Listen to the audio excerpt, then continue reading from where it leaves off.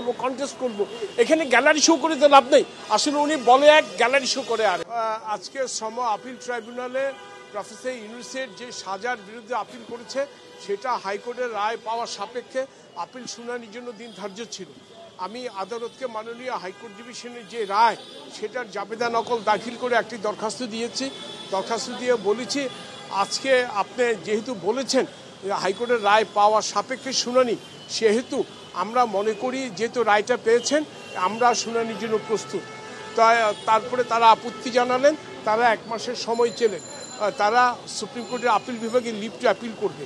আমি রিপ্লাইতে বললাম 18ই মার্চ 2024 রায় হয়েছে, ওনারা যদি গরজ করত তাহলে 19শে মার্চে ওনারা একটা স্টে পিটিশন চাইতেন সিএমপি করে।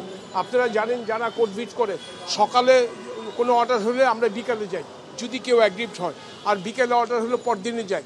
উনি 18ই মার্চে অর্ডার হয়েছে, কোনো সিএমপি করে নেয়, কোনো স্টে পিটিশন ফাইল করেনি। এখন যখন আপিল শুনানি অবস্থায় আছে বলে আমি আপিল ডিভিশনে যাব এবং 30 দিনের সময় চাই। যাক, আমরা মনে করি ন্যায় বিচারের ক্ষেত্রে আদালত যদি মনে করেন 30 দিন সময় দিতে পারেন দেন, আমাদের আপত্তি নাই। কিন্তু পরবর্তী ধার্য তারিখে যদি উনি কোনো আদেশ আনতে না পারে আপিল বিভাগ থেকে, তাহলে আপিলটা যেন শুনানির জন্য ধার্য থাকে।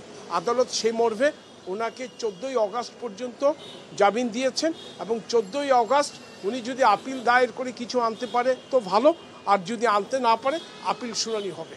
আমি এই বিষয়ে আমার বক্তব্য হলো অ্যাপিলেট কোর্ট হলো continuation of the trial court, trial কোর্টের এক্সটেনশন হলো অ্যাপিলেট কোর্ট।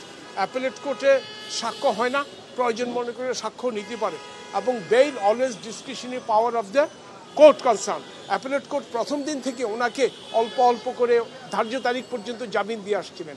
সেই ক্ষেত্রে আমাদের বক্তব্য ছিল পার্মানেন্ট যদি জামিন দিয়ে থাকে আমাদের আপত্তি আছে, এই কারণে আগে থেকেই আপনি ধার্য তারিখ পর্যন্ত জামিন দিয়েছিলেন এবং ধার্য তারিখ পর্যন্ত যদি জামিন দেন আমাদের কোনো আপত্তি নাই।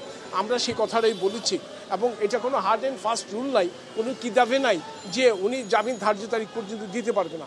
এটা fully order of the description of the appellate court.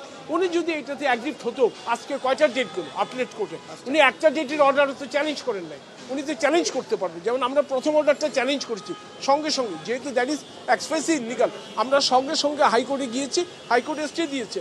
উনি যদি মনে করে ধার্য তারিখ পর্যন্ত ওনার জামিন দেওয়া ঠিক না, অ্যাপিলেট কোর্ট ইলিগালি করছে, খোরশেদ সাহেব প্রেসার দিচ্ছে, এই কথাগুলি গিয়ে হাইকোর্টে বলুক। হাইকোর্টে যদি উনি আদেশ পায় আমরা খুশি, আমরা আমাদের কথা বলবো, কন্টেস্ট করবো। এখানে গ্যালারি শো করে তো লাভ নেই। আসলে উনি বলে এক, গ্যালারি শো করে আর।